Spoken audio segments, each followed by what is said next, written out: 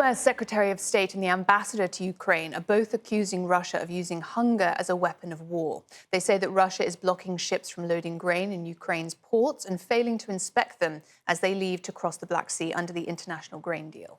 Meanwhile, eastern Ukrainians living in villages near the front lines are eagerly awaiting the expected Ukrainian counter-offensive to finally end the fear that they've been living under since the war began. CNN's Claire Sebastian here in London, and Nick Robertson is in eastern Ukraine. Nick, beginning with you, the expectations from across Western governments don't seem to be particularly high for this expected counter-offensive, the idea that it's likely that this war of attrition will continue. There won't be a definitive result from it.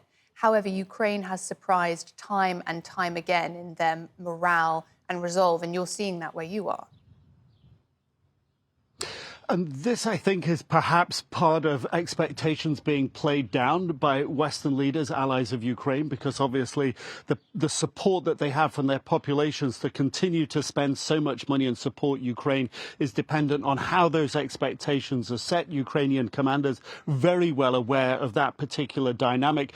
When we talk to them, they are cautious and they talk about how perhaps this is misunderstood in the West, that this is a counteroffensive that will be potentially very bloody. It's not like a war game, not like Hollywood, some of them say to us. So I think there's a real understanding of that dynamic. There's a real hope here that they can break through. They had a success over the weekend not far away in Bakhmut in the east of Ukraine, able to take several kilometers of ground there. One officer involved in that told us that they'd intercepted Russian communications and that the Russians were surprised that they'd lost ground. Other reports saying that significant numbers of Russian soldiers and Wagner mercenaries killed in that particular offensive.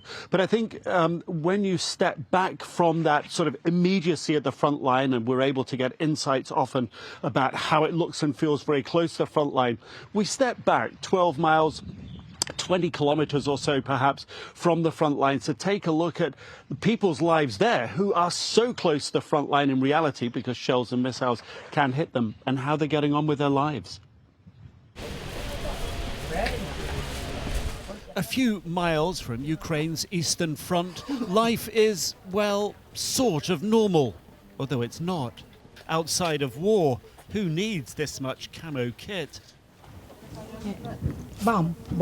Thank you very much, thank you. Look, she gave me a nice woolly hat to keep me warm. People are friendly, not frozen in fear, even though they feel it. We don't know what's happening 30 minutes from now, she says, let alone an hour. No worries shown in the town park either. Workers trim the grass as artillery shells tear up not so distant fields. Showing fear, it seems, is an abandoned indulgence. Air raid warnings, passé now. The sirens have become such a background part of people's lives here living through the war. They don't even respond, take notice, flinch even. War is just ever present, pervaded through people's lives. Outside of town, even closer to the front, this elderly couple nonchalantly tell us their home was shelled last month. He even jokes. It's boring when there's no shooting. Both, though, hopeful Ukraine's coming counter-offensive will end their suffering. We believe Ukraine will go in there and beat them well, his wife says. Further on, pensioner Zinovi is more worried about his weeds than the war. We don't understand anything about the counter-offensive, he says. We just hope for our Ukraine, for our defence.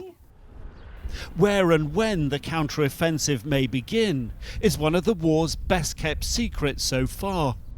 The mystery is exactly what Ukraine wants. Keep Russia guessing, stretch their supply lines, sap troop morale. Ukraine's victory rides on surprise. Driving around near the front lines here, you can hear some shelling in the distance and you can see plenty of soldiers around. But what you don't get a sense of is any big build-up for a counter-offensive. Farmers here are counting on their troops' success, sowing crops in fields they want to harvest in fall. Я думаю, да. Mikola hopes the counter-offensive will secure his land, but says he knows some of the soldiers around here, knows how hard the fight will be, knows it will be a bloody battle. And I think that really echoes what we heard from that commanding officer about it's not Hollywood, it's a real battle. And I think that gets to that point of expectations being made realistic in Western capitals. It's not going to be easy, but the Ukrainians are absolutely determined to do it.